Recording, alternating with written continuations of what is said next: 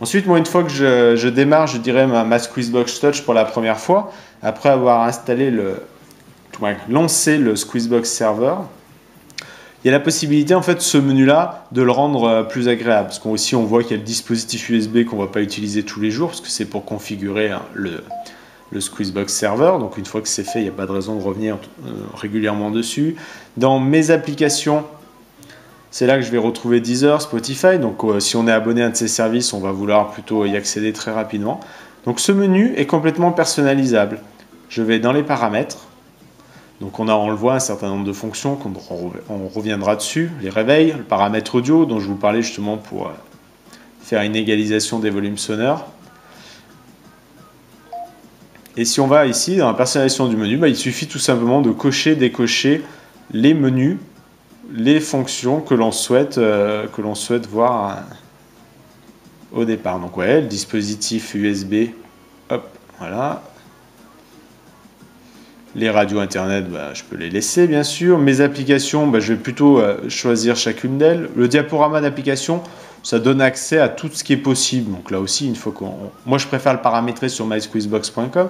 Donc là, je vais sur Deezer. Donc voilà. Les favoris, c'est plutôt pratique. De la même manière, on peut garder Spotify devant. Et puis, si on a plusieurs Squeezebox dans sa maison, ce qui est très agréable, c'est que la Squeezebox Touch peut servir de... Oups, voilà, je le fais défiler lentement.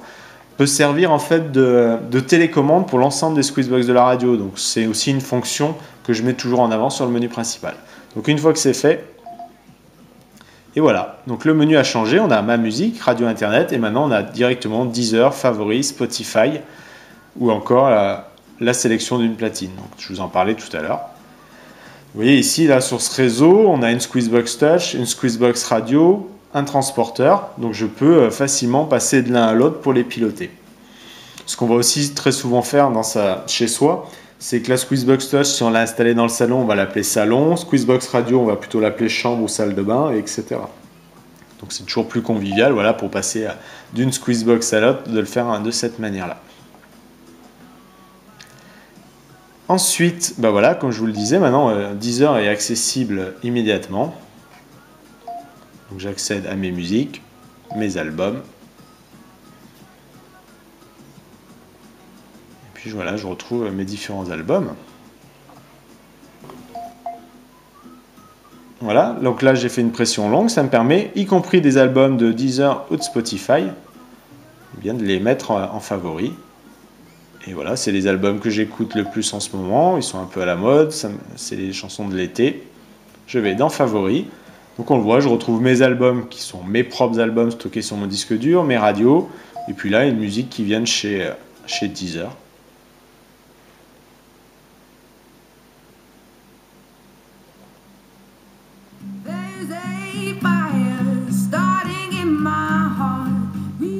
Voilà, moi je trouve l'écran vraiment agréable. C'était un petit peu, quand on a reçu le produit il y a un peu plus d'un an, une des premières choses que j'ai voulu tester, la qualité de l'écran. Il est vraiment lumineux, comme on peut le voir, et vraiment très réactif. Si je vais dans Spotify. Voilà, c'est vrai que Spotify, je trouve, il a une approche qui est un petit peu plus compliquée sur les recherches ou autres. Donc par exemple, voilà, la dernière recherche que j'ai faite, je la ressaisis à nouveau. Donc voilà, il me propose pas mal de choses. On le voit, on a une liste vraiment très longue de morceaux de musique avec I.O. Donc je vais aller chercher les albums. Ah, vous voyez, Spotify parfois est un petit peu capricieux. Donc on va aller chercher par les artistes, les albums. Vous voyez, je trouve la navigation chez Spotify un petit peu longue. Ils vont certainement l'améliorer. Mais là, heureusement, pareil, avec la Squeezebox Touch, je peux, cet album-là, tout simplement l'enregistrer dans mes favoris. Et là aussi, si je retourne dans les favoris. Alors ce qui est sympa avec Spotify, pardon, c'est le dernier de la liste, donc je ne vais pas scroller. Donc ce qui est sympa avec Spotify, c'est qu'il y a le petit logo vert, donc on voit bien que c'est un morceau de musique qui est stocké chez Spotify, disponible chez Spotify. Donc ce qui fait que le jour où j'arrête mes abonnements, je peux enlever tous ces morceaux de musique de chez Spotify, parce qu'ils seront bien sûr plus accessibles. Voilà, donc une navigation, comme on peut le voir, voilà, qui est vraiment très très aisée. Un point important sur cette platine réseau de chez Logitech, elle est livrée aussi avec une télécommande, donc une télécommande vraiment infrarouge classique, et qui permet en fait de la piloter à distance, à distance de l'autre bout de la maison. Et là, ça a vraiment été très bien fait par Logitech, parce que vous voyez, automatiquement, l'écran zoom. Parce qu'a priori, si j'utilise une télécommande, je suis à quelques mètres. Et là, je vais pouvoir me promener dans l'ensemble des fonctions de ma Squeezebox Touch. Et de manière... Donc là, moi, j'ai testé, voilà, donc dès qu'on est à 3-4 mètres, on arrive vraiment à naviguer de partout, donc tout en voyant l'écran de la Squeezebox Touch. Après, bien sûr, le NEC le plus ultra, c'est via un iPad, un iPhone, un appareil Android, vous avez l'application dédiée, et à ce moment-là, vous pilotez complètement la Squeezebox Touch. Donc voilà une fonction, on revient facilement d'un menu à l'autre. Et puis, dès que je vais toucher à nouveau l'écran, voilà, il reprend sa configuration, on va dire, dite d'affichage tactile, où il affiche davantage d'informations, parce que je suis juste à côté de lui. Donc pour terminer cette présentation de la Squeezebox Touch, un petit tour dans les menus paramètres.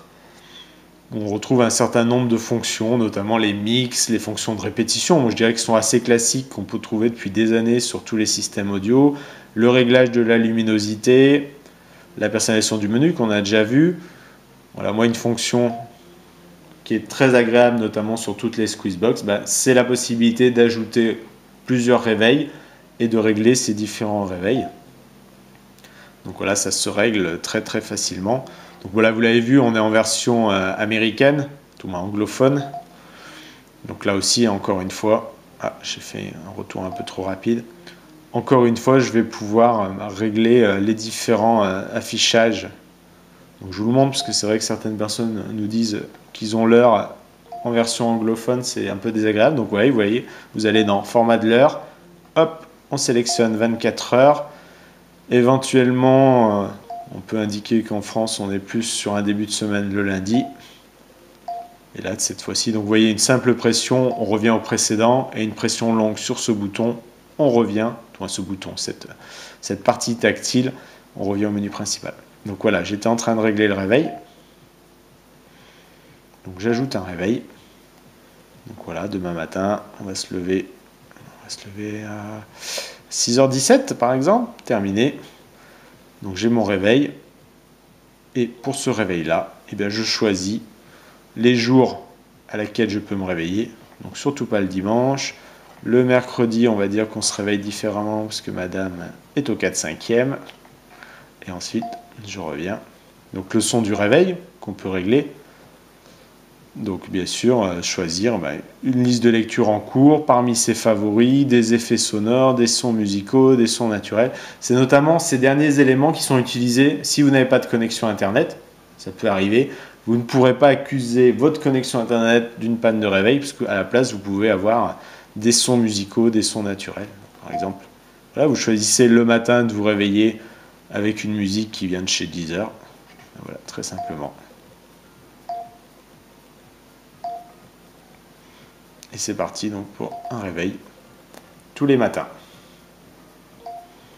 Et là j'écoute à nouveau ma musique. Donc voilà, comme on l'a vu tout à l'heure, une petite pression permet d'avoir des affichages différents.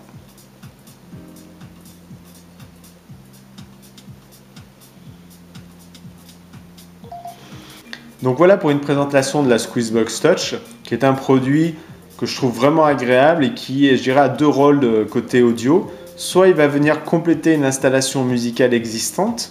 Donc vous êtes équipé d'un bel ampli hi-fi, home cinéma, vous souhaitez conserver toutes les qualités de votre système, vous ajoutez la Squeezebox Touch comme lecteur, donc en remplacement par exemple d'une platine CD, d'un tuner radio. Par sa connectique audio, donc soit analogique, soit numérique, vous attaquez directement les entrées adéquates de votre ampli hi-fi ou home cinéma. Et là, vous amenez toutes les facilités du numérique pour la gestion des musiques via Internet, donc les radios web, les services de streaming, ou encore la gestion voilà, avec un disque dur ou un serveur dédié de toute votre collection musicale. Et là, vous êtes vraiment en qualité CD. Par exemple, vous lisez des formats FLAC, vous n'avez aucune perte de qualité audio.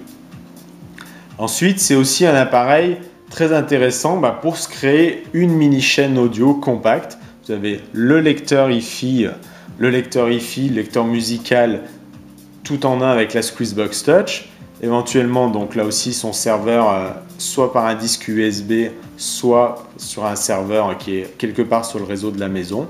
Vous rajoutez une paire d'enceintes Audio Engine, plutôt à l'anglaise, on va le présenter. Et là, vous avez quelque chose de vraiment très compact qui vous permet de profiter de votre musique dans n'importe quelle pièce. Donc les enceintes Audio Engine A2 vont plutôt être dédiées à des pièces d'une vingtaine de mètres carrés. Donc c'est l'idéal pour un bureau, une mezzanine, pour faire une belle écoute musicale. Et puis avec les A5, vous remplacez de nombreux systèmes audio. Et là, vous avez quelque chose de vraiment très compact qui remplace des grandes colonnes, un gros système hi-fi. Voilà, et j'espère que ça vous aura permis de mieux connaître la Squeezebox Touch, qui est vraiment un produit que j'adore tout simplement, parce que c'est aussi la base d'un système multi-room, comme j'ai pu le dire dans mes différents articles sur le sujet. Voilà, n'hésitez pas sur mon blog à venir échanger sur ce sujet, suivant vos différentes questions, remarques sur ce produit. Voilà, et bien à très bientôt, au revoir.